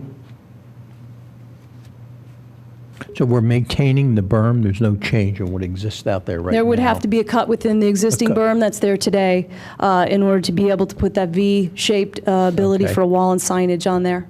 But the berm to the left and right of the V is pretty much intact with what is existing? It is. There may be some changes to the actual vegetation that would occur within there, but from a visibility standpoint, the desire of the residents was to keep it the same. I guess my question is a little bit beyond a concept, but we'll have to provide draining for that piece that I saw that was low. So, Steve, that comes under you? What you're looking at now, and I'll quote Peter Simone, who's the designer from Simone Collins, is this is a master plan, and it's really like a cartoon, so it's all concepts at this point, right? And they are his words. It's like a cartoon. It looks great. It looks fantastic. But the next step, the money, is taking this to construction drawings and bidding documents, and that's where everything's nailed down. Dimensions, materials, the whole 9 yards. And drainage would be addressed along with a myriad of other specific items to the point where a contractor could take it and build it. Do we try to get sponsorship before we get to the sort of non-cartoon drawings, or do we try to do that afterwards? Well, I think in getting this actual version and having this finalized is where we go and we get that money. Oh, okay. Any other comments? Public participation? Yes. Obviously, we the veterans participated, as you all know, and welcomed so warmly your reception to what we had to say. And we're ecstatic of the original concept. And our original feeling was, and I'm not objecting to this, our original plan was to open it up to the public to see more of the presentation of the park, i.e. The removal of the burn, have an outside sidewalk, etc. But I can understand the membership of the community and their feelings, and of course, nothing is more safety or sacrosanct than children in the park, so I couldn't object that they feel more comfortable with that. I do feel that we would like to participate along with the community only in the sense of saying, we are part of the community as well. We're across the street. Only in that sense. I would like us to get on with the project as everyone else here. Bob has been most gracious in his efforts, and we're all, I was asked to do one thing, and that was to set up an account, which we have done, called the American Legion Veterans Park Fund, so that if any monies are processed, it can be processed as a tax-deductible process. If you want it, one of your members, I would hope, would be on the checking account to approve anything, as our controller will be. So we're anxious. We have a fund. We are collecting money. As I got all of $81 last night at the Yankee Park, but we're anxious to do and would love to participate in a community-wide request for funds and participation, if we could get a list and so on. I have things here that I've developed in terms of park pavers that we could go after. In terms of it, we'd have less pavers now that there's no sidewalk outside, but we'll do it inside. Right. So I don't want to take anybody else's, any more of your time, except to say we're anxious. We will do whatever we can to support Radnor Township and our quest and your reception to a Veterans Park. So we thank you very much. These are my associates. I will no longer be commander of the post as of 2 weeks from now, letting you know that. Sorry to hear that. I've spent a couple of years. By the way, so some of you don't know, but I was the chairman of the Memorial Park restitution when Marty Costello was commander. I chaired that with Chanticleer and Nick Santolini and Ted Pollard, those people. Steve Hill, if you stand up. Steve will be the new commander as of August 1st. They have all agreed. I'm on the executive council still. They've all agreed to keep me as the chairman liaison with the with Radnor Township, and I will do anything I can to support this effort to see that it's done. As I said before, I'm only the person that lit the match. You guys are carrying the torch, and we need help. And we stand ready to do whatever we can to support you all. Thank you. So from a veteran's, if I just may ask, from a veteran's perspective, you're comfortable with this design? I understand you wanted to open it up a little bit more, but you're comfortable with this? Yes. The only thing we want to make sure, and your question was Claire, your question was, how high is that, the signage and so on? I would like our community to know that this is a Veterans Park, Right. and that will be the only statement now. So in any way that we can make that statement and invite them into the park would be important to us. I don't know how quite you get in there with the V, but I guess there's some way to get in, other than walking around it.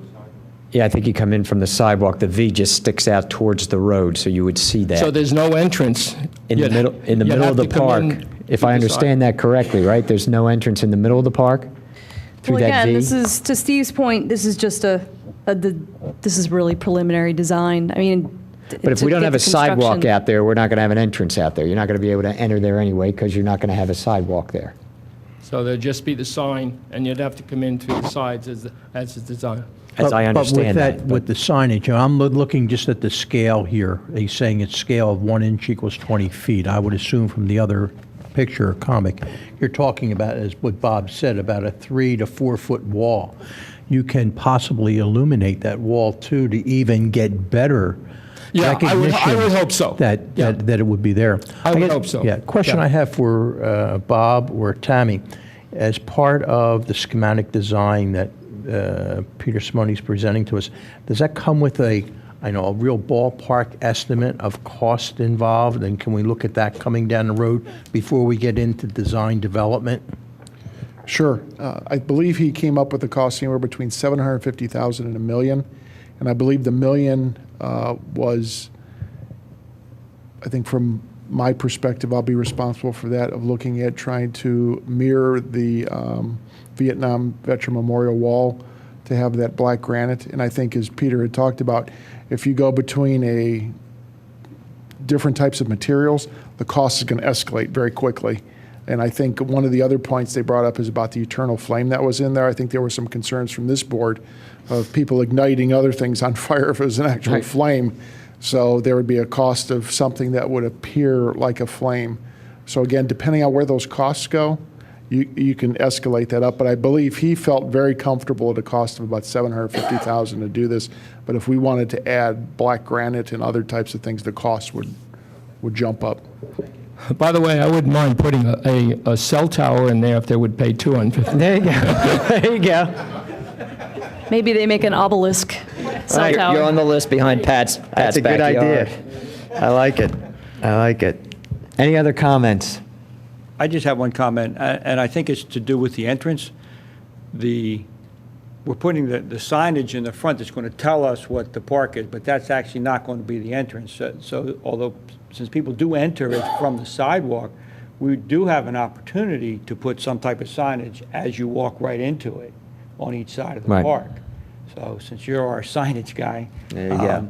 that would be something Keep your where dogs we on a could leash. say, the people that are walking through and using it, we could then put the signage there so they would know what they're walking into, to the entrance of it, when they come to visit. So, Anything that opens it up to the public. yeah, I think something like that would, it's a possibility anyway. Okay. Some additional signage at Midland Avenue, too, and some changes to the walkway and the entryway there, too, are being looked at. Okay. All right. Keep us posted. When can we get started? Right. I'm ready. Okay, final, I guess, tonight would be update on Clem McCrone Master Plan and the Eastern Gateway Plan. Any Well, updates? I'll give an update. Thank you. Gentlemen. Thank you for coming. I'll give an update on the Clem McCrone Master Plan, just briefly. The plan, Put it in the fund. That's our contribution tonight. only if it was heads up. The Clem McCrone Master Plan, as it had been presented to you a couple months ago, of course, the support that we had gained from this board in funding that project is something that we are continuing to move forward with. And as quickly as Monday, there's a proposed board amendment that the commissioners will have in terms of an introduction to a budgetary amendment to the capital plan that would take the currently budgeted $175,000 that sits within the approved plan for 2014 and move that up to $409,000 approximately. That would take into consideration the additional costs for design and construction to the actual plan. So approximately $234,000 extra dollars that will be proposed as part of that. Also looking out to 2015, starting to gauge in support, again, from this board that we've heard in funding that project in totality at the approximate difference of $1.3 million that would get us hopefully completion of that project. I think that project was quoted as a ceiling when it was presented to both the Parks Board as well as the Board of Commissioners. It would be somewhere in the $1.2 to $1.8 million range. So that will be actually reviewed by the commissioners on Monday night. And just an effort to that support that would dovetail onto the motion that, of course, you had, I believe, which was back in April, to support that project. We would ask you to support that once again in terms of that budgetary amendment for those additional dollars to be able to get those design and construction costs factored within there and within the township budget. Okay. If we don't get approval from the commissioner, what's our fallback plan? Well, we have one grant that's already been out through the DCNR in the amount of $500,000. We have another one that, coincidentally, on Monday night, we're going to be requesting authorization from the board to submit another one through DCED to give us $250,000. So continuing to pursue the alternative funding mechanisms, of course, to be able to get that project done. And when do we hear on the DCNR grant? It's my understanding we'll hear sometime in the late fall, November, December. We should get notification, hopefully earlier. And that would be the same timeline for the DCED as well. We should get some sort of idea of where that sits. The deadline for the DCED is July 21st. We'll be working on getting that submitted right away. And both scopes complement one another. They're not duplicated efforts.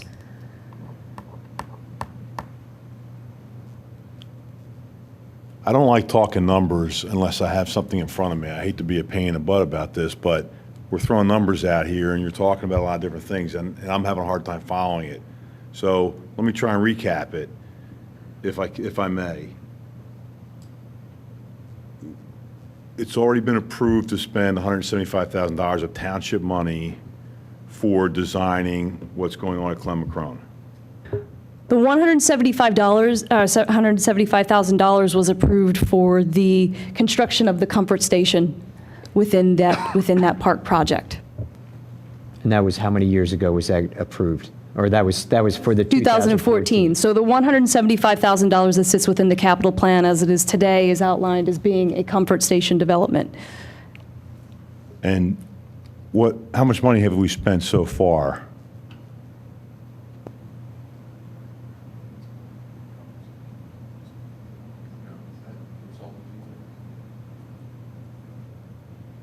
I don't have the consultant fees right on me, what those are. I don't think I'm being unreasonable. I live 2 minutes from there.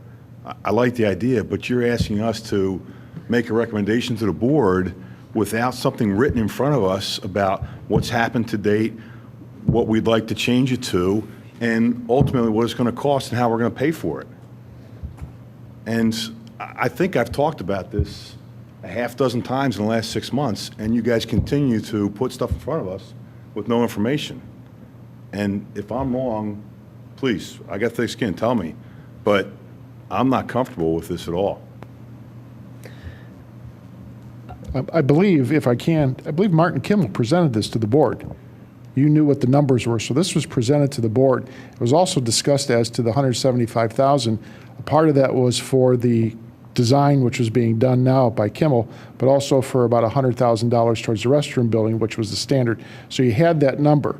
This board came out with a motion to fully ask the Board of Commissioners to support the full amount for this project, to go to the board fully putting this money in. So what we come back with is the $409,000, which is the difference of what it would be to do the full design and go to construction plan. Because for us to go ahead and budget now 1.8 million is we aren't going to spend 1.8 million, especially when you have grants also sitting out here as well. So what we've asked for is we followed along what was presented to this board along with those numbers, and the request to ask the board to fully fund this to actually go from the 175 based on what the design and construction fees would be to put the plans and everything together for the additional, was it 200-some thousand? To take it up to 409. So that's what the amendment we are asking for. So so I guess I'm not sure of what you were looking No, for. here's my problem. You guys look at these numbers every day. We see it once a month. He presented those 4 or 5 months ago. We talk about a lot of things, Bob. All I'm asking for is to get summary information in front of us for each meeting, because I don't look at this stuff every day, and quite frankly, I don't know about the rest of you, I don't remember all the specifics with regard to these numbers, and I don't think that's unreasonable to have some kind of summary for us to actually look at the numbers when we're talking about making a recommendation to the board of the Board of Commissioners. That's all. I'm not saying I don't agree with it. I'm just saying I don't like talking about money things when I don't have numbers in front of me at the certain time. I mean, I can start flipping through my file, but you guys talk about this stuff every day, so you're familiar with it. We don't. And that's where my issue is. I have a question on running budget numbers. Is there a Parks and Rec running budget numbers that you keep, monthly? Well, yes. Okay. Yes, there is. There's running numbers that we keep on everything. I mean, a specific Parks and Rec with each park, itemized. Not with each park itemized, no. It's the general ledger as it exists aggregates all of the different park improvement numbers into one line item. Okay, can we see that? To extract that detail, you just have to we have to run a report, and then someone has to go in and pull those specific things out for those reports. That's actually how we're going to put the 5-year history together. Okay. That was requested earlier in the meeting. I guess that's kind of what I'm interested in, is what is the actual, how does it look? How does the budget look for the last several years and as it goes forward? You know, just to add for specificity, like for example, when we buy the special mulch for the playgrounds, so we buy that in bulk on state contract, and that's used in all the parks, but it's not charged per park. So you'll see a single fee for that surface, and you know, so there's a certain amount, you know, and it is aggregatized in Public Works in the maintenance budget. If you go to the budget on the website, or we'll have contracted services. Now, when we put a purchase order in, it may be split by park, but the contracted services is for what's used for all parks. That's just on the maintenance side. I think, Steve, what I'm trying to say is I think we could better support you if we had a clearer picture of all of your numbers so that we could help with those suggestions to the Board of Commissioners. I think that's where Chris is coming from. I might be wrong. Bill, John Nagel speaking. You do the monthly finance report. Could you do a quick extraction of just those categories for this group? Yeah, if we're talking about the park maintenance information, absolutely. But just so we're clear, when we're talking about the Clement Crone improvements. No, and capital improvements too. The capital is an entirely different fund and has a different set of accounts that we track. Well, I think that's what we're more interested in is the capital. Yeah. Okay. Yeah, I just have information. Because I think if we go back, and I'm trying to remember, we approved the concept to do this not in phases, but try to do it as the whole plan. Correct. And I think that's what this board approved to move it forward, and that's what we would like to see it done. I don't know, at that point, we were asked to approve any kind of monetary piece of it. It was just like, we approved the concept. Right, but we knew, we asked what the cost would be, and it's anywhere between 1.2 and 1.8 million. And part of the concept was the idea of the application for grants. Right, for grants and things, but I guess just to clarify for myself, and now we're here, and we're going to be asked to approve what? Are you guys need us to do anything? I guess that's. We want you to support the amendment. And the amendment being with The additional $234,000 added to the 175 that had already been budgeted in order to be able to get those 2014. design construction costs done.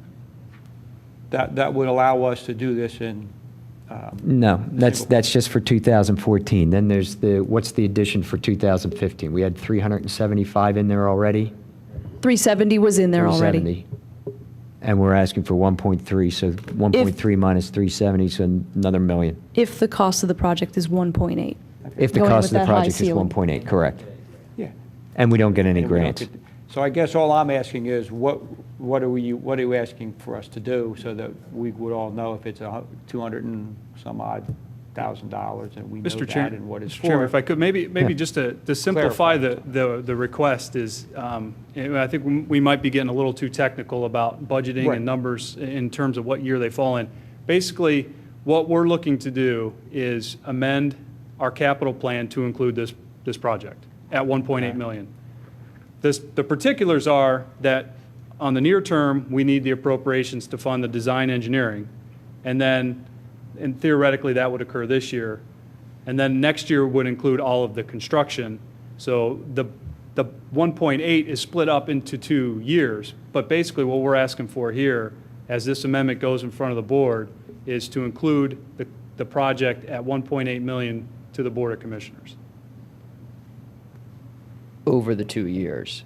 Yeah. Yeah. Yeah, and that's just a matter of time. It's a cash basis budget technicality, for lack of a better term. Is there a possibility if the 400 does not get spent in 2014, that doesn't make it to the 2015 budget?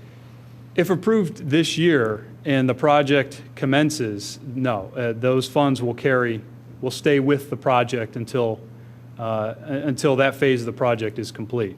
The only risk would be is if we get all the way through the design and engineering, and then for whatever reason the construction does not happen. But I can't imagine why we would spend greater than 200,000 to design a project we don't intend to construct, so.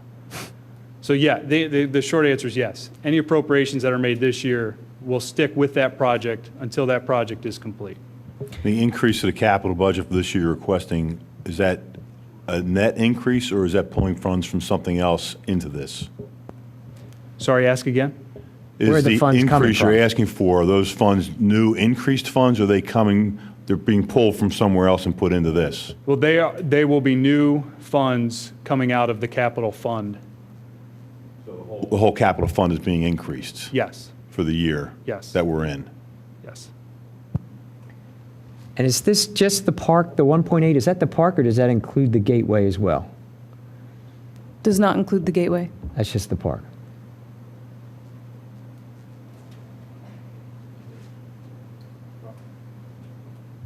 Since I made the motion, I guess it was before, I would, do we offer a motion to approve what you guys would like us to do, which would be that?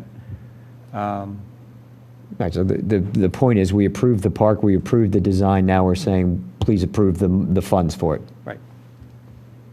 For this current year, for an increase of $234,000 For this year, for this 2014. but we're also asking for 15 as well, to make sure that in 15, the remainder is covered. Is that also subject to the possibility of grants and whatnot? Because I think that's what we were looking for, that, some of these grants that are an unknown commodity Right. would be subsidizing a portion of the $1.8 million total cost, correct? Correct. There's a possibility of gaining, well, Tammy, I guess I had asked this question the other day, but the grants could be 500,000 plus 250,000, so that's 750,000. However, we do have to match certain parts of those grants. Did we figure out if it's 50%, 100%? How does that work? It's 50% for the DCNR grant of the total construction cost, and it would be 15% of the total construction cost for the DCED grant. And of course, I just want to point out that, as far as alternative funding goes, I mean, we would continue to pursue alternative dollars as well to be able to fund the project. Okay, but you just said 50% of the total construction cost. So 50% of total construction of 1.8 million is 900,000. Is that what you're saying? So they give us 500,000, we got to put in 900,000? For the DCNR grant, we have to match it dollar for dollar.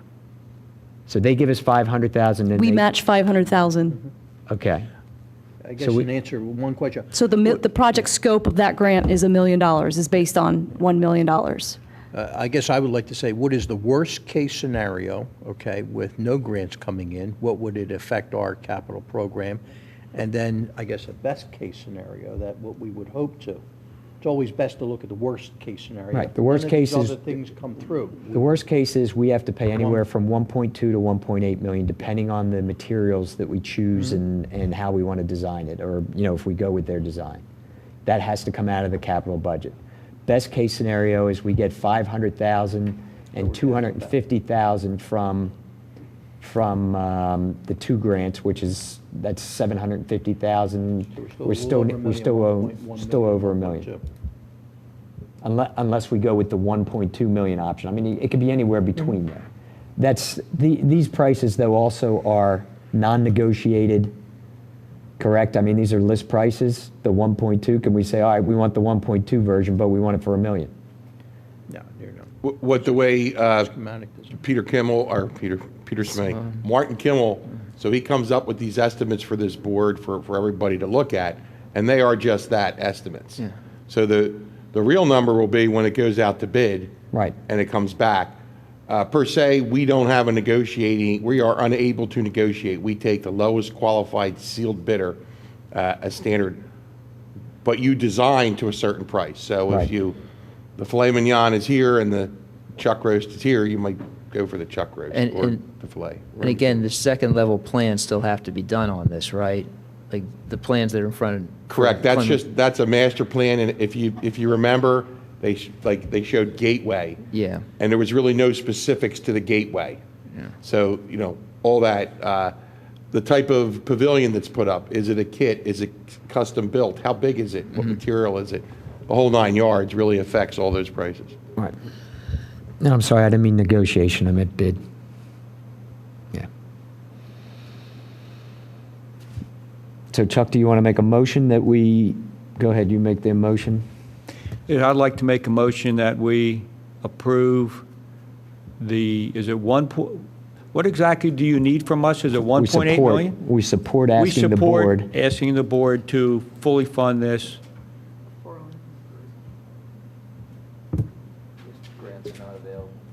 If grants are not If grants available. are not available. How's that sound, Bill? Any second? I'll second that. All those in favor? Aye. 1, 2, 3. Wow. Then you go halfway. We got 4.5. No, I think, What? I'll leave it half. I don't think. She's not sure. 1, 2, 3, 4. Well, I don't know Huh? what we're voting on. I'm really not sure. We've agreed that we want to redo the park. Support it. We are voting to go ask the board for the money. Okay. That's all we're asking. It's up to the board whether they want to do it. It's up to the board whether they want to say, you're crazy, we're not going to give you that money. It's really their call. Okay. But the dollar amounts haven't changed. Am I correct? As far as the quoted concept. range of the Yeah, price right. of the project? Right. No, they haven't changed. Right. The only changes within that range that could occur as we move forward. Right, okay. So can I have a show of hands again if you approve? 1, 2, 3, 4, 5. 5 to 2. Passes. Any other comments on that? Any public participation? You've been very patient.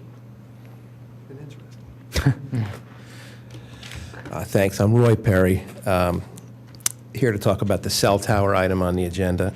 I have like maybe 2 or 3 minutes worth of comments. But first, can I ask what the 3 parks are that are under consideration? I know Ithan Valley Park is one of them. Ithan Valley, either Skunk Hollow or the Willows, and then Fenimore Woods. Okay, thank you. Mr. Chairman, have you or your board seen this? Yes. We have. I just wanted to highlight in the recommendations part, after explaining who the Friends of Ithan Valley Park are. It's a very informal group. Our meetings have between 4 and 9 attendees, including people who are passionate about the park for a variety of reasons: historical, ecological, recreational, environmental.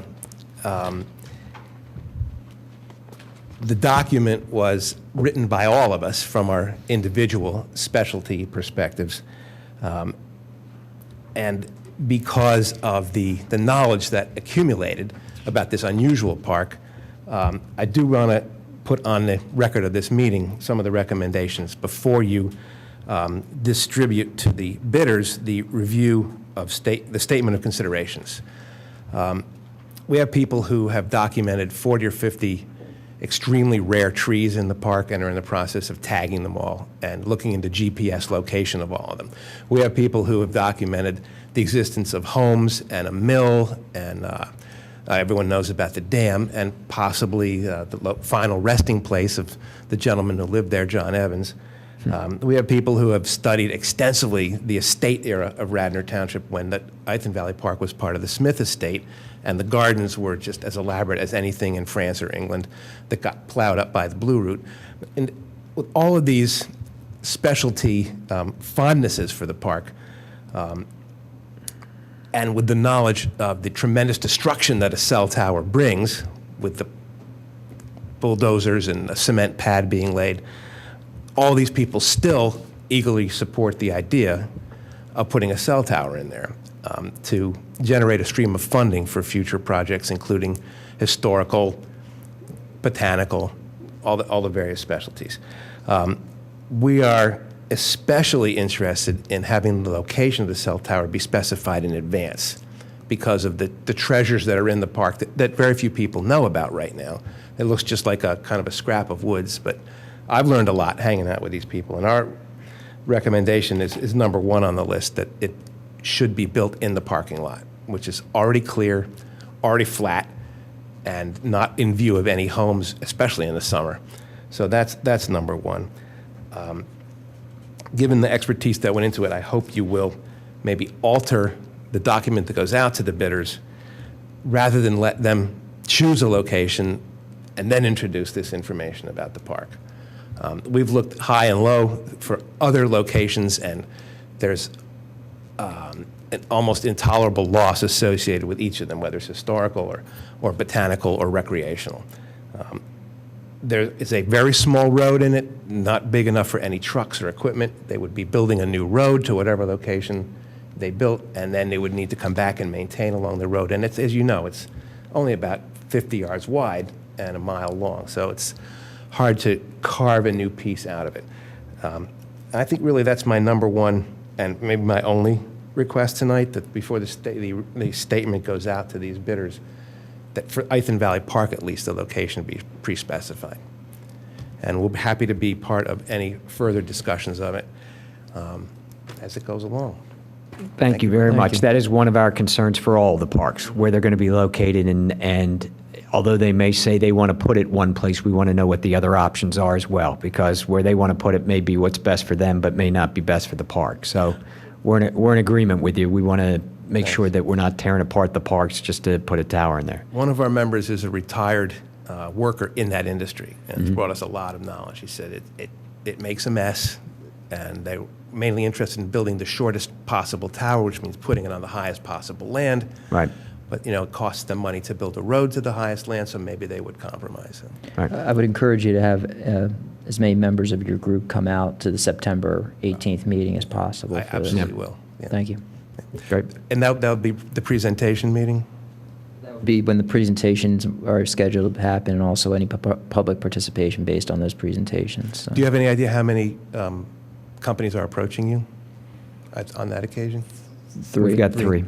Okay. Have you given them a time limit, or is this an open-ended situation? That's a good question. Yeah. Have we given them a time limit? Time limit as how long they'll present? Yeah. Yeah. My hope would be that they would present for 10 minutes.